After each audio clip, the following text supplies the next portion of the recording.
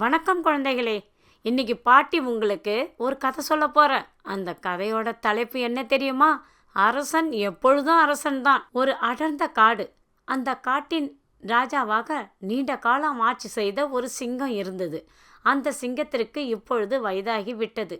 ஒரு காலத்தில் காடை அதிரும்படி ஓடிய அந்த சிங்கத்தால் இப்பொழுது மெதுவாக கூட நடக்க முடியவில்லை.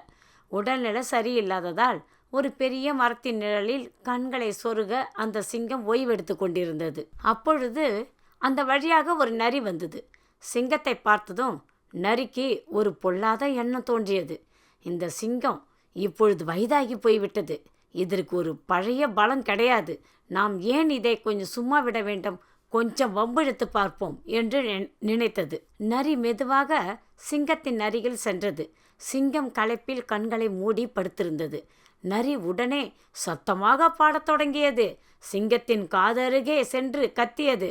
பிறகு அங்கிருந்து மரங்களின் மேல் ஏறி குதிப்பதும் சிங்கத்தின் முன்னால் வந்து நடனம் ஆடுவதும் பல சேட்டைகளை செய்து சிங்கம் எதற்கும் கோபப்படாமல் அமைதியாக எல்லாவற்றையும் பார்த்து கொண்டிருந்தது.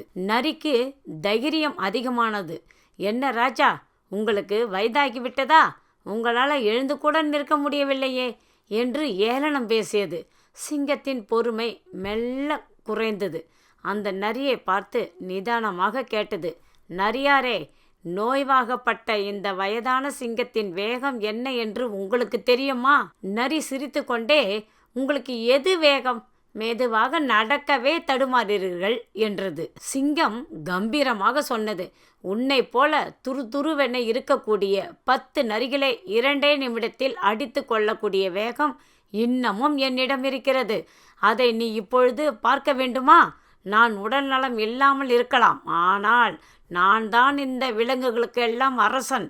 அந்த பெருமையும் பலமும் என்னை விட்டு போகாது.